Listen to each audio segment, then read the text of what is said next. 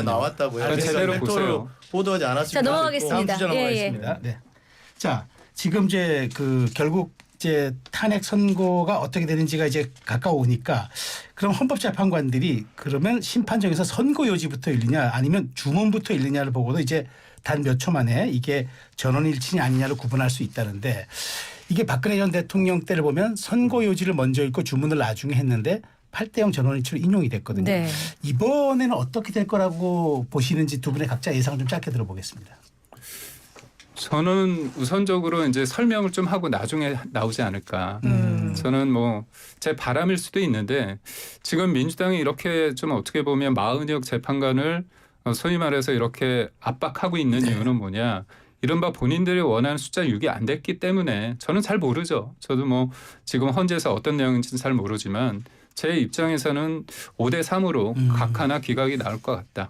그런 생각을 하는 거죠. 생중계는 할 것 같아. 생중계 여부는 안 할 것 같습니다. 안 할 것 네, 같다. 안 할 것 같습니다. 어떻게 보세요? 생중계는 할 것 같고요. 할 것 네. 같아. 윤석열 대통령도 출석할 것 같고요. 예.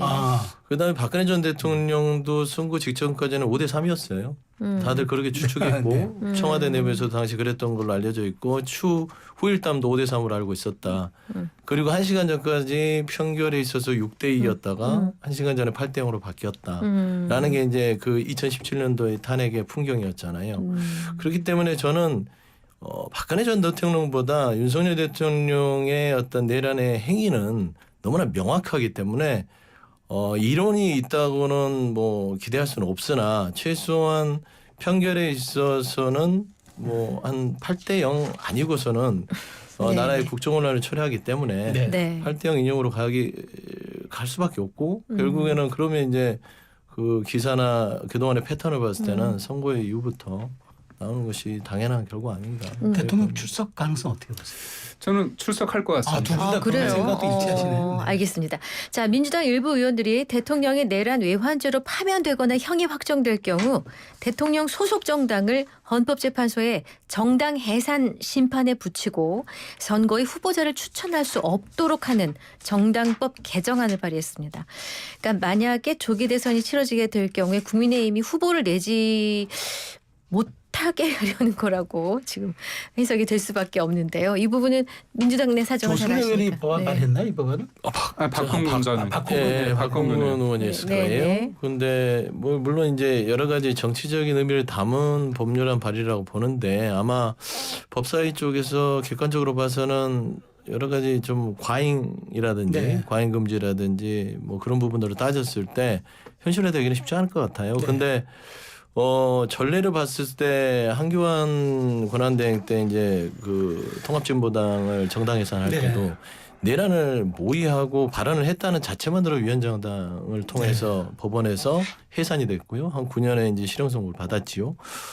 그렇게 따졌을 때 국민의힘도 자유로울 수는 없다. 지금 현재의 발언들이나 여러 가지의 어떤 태도나 입장을 봤을 때는 내란의 행위를 동조하고 또 비호하고 나중에 어떤 윤석열 대통령의 내란의 행위들이 확정이 됐을 때도 이와 같은 똑같은 행동을 한다면 여기에 대해서는 위원장당의 심판을 받을 수밖에 없지 네. 않을까. 그런 의미에서 전 정치적인 압박을 위한 어떤 입법안이 아닌가 그렇게 봅니다. 그러니까 핵심이 이거 같아요.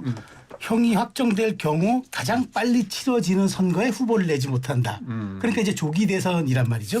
그러다 보니까 이거는 국민의힘의 조기 대선 말하자면은 거기 참여 못하도록 이렇게 올가매는 것이라고 지금 반박을 하는 거죠. 그건 저는 사실상 이게 지금 현재 정부가 이제 국무회의 심의를 거쳐서 헌재 그런 것들을 요구할 수는 네. 있습니다. 근데 그런 과정을 아예 없이 즉시 청구할 수 있게끔 정당법을 개정해서 한다는 건데 이재명 대표 입장에서는 국민의힘이 후보가 나오는 거를 좀 싫어하나 봐요. 뭐 정정당당하게 하시면 될 것 같은데 물론 조기 대선 국면이 진짜 저는 있을지 없을지 모르기 네네. 때문에 헛물 켜고 있다고 생각하는데 저는 민주당이 과연 민주라는 얘기를 말할 수 있을까? 이게 일정 부분 책임을 연대한다는 성격이 있는 거거든요. 네. 연좌제 성격이 있는 겁니다. 그렇기 때문에 이 부분에 대해서 개별적인 예를 들어서 민주당이 예전에는 그 기소가 되더라도 사실상 직무에서 배제하는 거 됐는데 이재명 대표가 그걸 없애지 않았습니까? 사실상 그런 쪽에 대해서 어떤 사소한 문제가 있어도 안 난다고 하는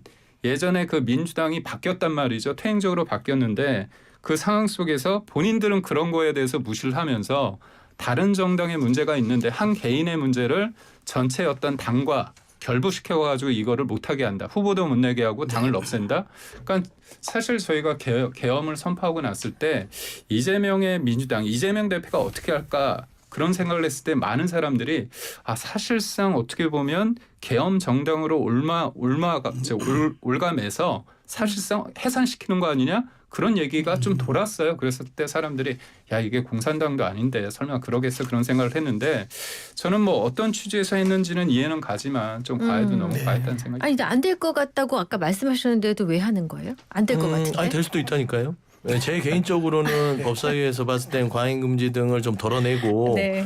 추진이 되지 않을까라는 건데 제가 뭐 두 번째 말씀드렸는데 위원장당으로서도 그 계속해서 이 같은 행동을 한다면 새로운 정부가 들어서면은 법률 요건에 맞춰서 위원장당 해산 심판할 수 있는 거예요. 왜냐하면 내란 그러니까 위원회 행위를 하게 되면 개인은 파면을 하는 것이지만 공직자는 정당의 단체는 해산을 시키는 겁니다. 네. 그런 사례가 있었고요. 지금 국민의힘 자체로 봤을 때는 염치가 있다면 후보를 내면 되겠습니까? 안 되지요. 그러나 이제 공당이라는 절차가 있고 네. 민주주의의 절차 속에서 후보를 낼 수 있으니까 내는 거야 그들의 마음이나 중요한 거는 위헌 네. 헌법을 계속해서 이렇게 위태롭게 하거나 헌법을 유린하고 헌법을 부정한다면 공당과 정당으로서는 자격이 없음을 받아볼 만하다라는 것들 저는 가능하다고 봅니다. 알겠습니다. 자, 그러면 이제 그 여권 얘기도 잠깐 해볼게요. 이제 탄핵 선거가 임박하면서 여권 잠룡들도 영향을 좀 받는 것 같은데 한동훈 전 대표, 안철수 의원, 유승민 전 의원은 좀 적극적입니다. 뭐 북콘서트 이후 뭐 공개 행보 나서고 이명박 전 대통령 예방, TK 방문하는데 오세훈 서울시장과 홍준표 대구시장은 약간 뭐 책 출판도 좀 뒤로 미루고 약간 로우키로 가는 것 같아요. 이 두 갈래 기류에 대해서 우리 김 대변인 어떻게 보세요? 우선적으로 뭐 국민의힘 후보로 나오려고 만약에 조기 대선 국면에서 한다면 당원들과 국민들의 마음이 어디 있는지를 지금 인식하는 게 되게 중요하지 네. 않습니까? 그렇다면 국민의힘 지지하는 많은 분들은 지금 대통령의 탄핵의 각하나 기가를 기대하고 있습니다. 그래서 김문수 장관이 아무것도 하지 않고 본인의 일에 충실함으로써 네. 지지율이 오르고 있어요. 그건 뭐냐면 마음 콩밭에 두지 마라. 할 일을 해라. 국정이 우리가 집권 여당으로서 할 일을 해야 되는 게 가장 중요하다. 그렇기 때문에 그 어떻게 보면 지지율이 오르고 있다는 겁니다. 네. 그러니까 결국 본인의 어떤 뚜렷한 목적 의식을 가지고 조기 대선 국면에서 한 표라도 뭔가 빨리 나가야 된다는 것이 상징적으로 사람들로 하여금 봤을 때 너무나 자기를 위한 어떤 정치적인 어떤 행보 아니냐 그런 생각을 할 수밖에 없기 때문에 저는 만약에 탄핵이 인용이 돼서 조기 대선 국면이 됐다면 그때 솔직하게 자신의 어떤 정책과 비전을 평가받아도 늦지 않은데 지금은 어떻게 보면 아직 결정이 나오지 않은 단계 아닌가 그런 생각입니다. 근데 김문수 장관은 조기 대선이 치러지더라도 아예 출마를 안 할 거란 얘기가 있었잖아요. 근데 혹시 다른 친윤 후보를 본인은 지지할까요? 안 나오고. 만약에 한다면 누구를 할까요? 그러니까 어느 정도 얘기가 되는지는 잘 모르겠습니다. 네. 근데 제가 볼 때는 아무래도 조기 대선 국면이 이뤄진다면 저는 이른바 짝대기론을 얘기하거든요. 그게 뭐예요? 뭐냐면 예. 그러니까 한 명으로 빨리 모아지는 게 중요합니다. 네. 그러니까 흩어지면 시간이 없으니까. 8년 전에 이제 박근혜 전 대통령 탄핵 이후에 그때 홍준표와 안철수 그다음에 유승민 후보가 네. 나왔을 때 민주당 쪽에서는 어떻게 전략을 짰냐면 홍준표 후보를 굉장히 띄웠습니다. 그리고 안철수 의원은 굉장히 공격을 많이 했죠. 그러면서 이제 갈라치기를 한 겁니다. 네. 알겠습니다. 자, 오늘은 여기까지만 얘기를 들어야 되겠습니다. 자, 이슈가 먼데이 김기흥 국민의힘 대변인, 서영주 전 민주당 상근 부대변인과 함께했습니다. 고맙습니다. 잘 들었습니다. 감사합니다.